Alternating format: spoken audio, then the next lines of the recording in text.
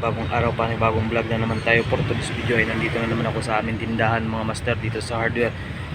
Ngayon may ipapakita lang ako ngayon dito sa aming hardware ng mga iba't ibang sukat ng ating cylindrical hinges mga master. Tara, samahan nyo ako.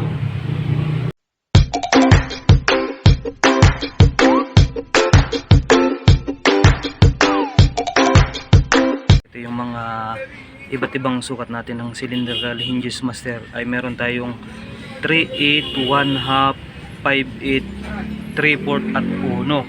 At iba-ibang presyo rin to mga master ng mga cylindrical hinges natin dito sa hardware. Ang presyo nitong 3/8 mga master ay 15 yung 3/8 mga master, yung 3/8 na cylindrical hinges.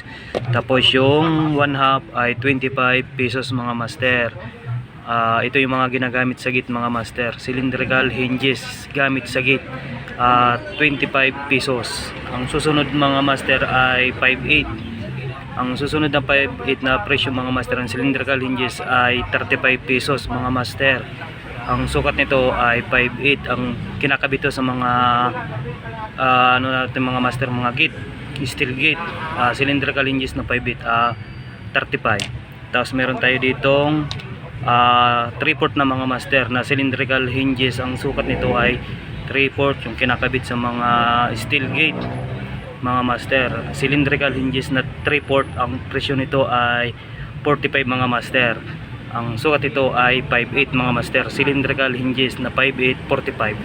Tapos meron tayo ditong sukat yung malaki mga master.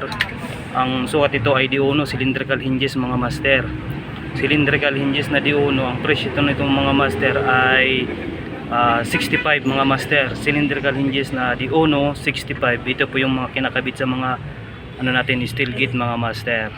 So ayan mga master, yung mga iba't ibang sukat ng ating mga cylindrical hinges mga master na pakita ko na sa inyo dito sa hardware, at mga presyo nito mga master. Iba't ibang sukat, iba't ibang laki.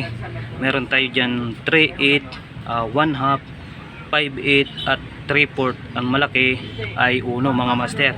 Ito yung mga ginagamit sa mga steel gate natin mga master, yung mga wini-welding sa mga gate ng mga bakal.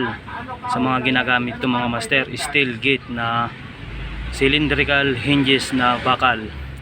Ang master, hanggang dito lang muna yung video natin ay papakita ko sa inyo.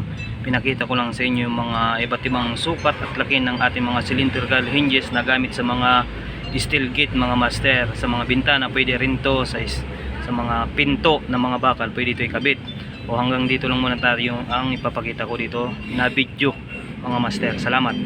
Ayan mga master, napakita ko na sa inyo yung mga iba't ibang sukat ng ating mga cylindrical hinges dito sa hardware.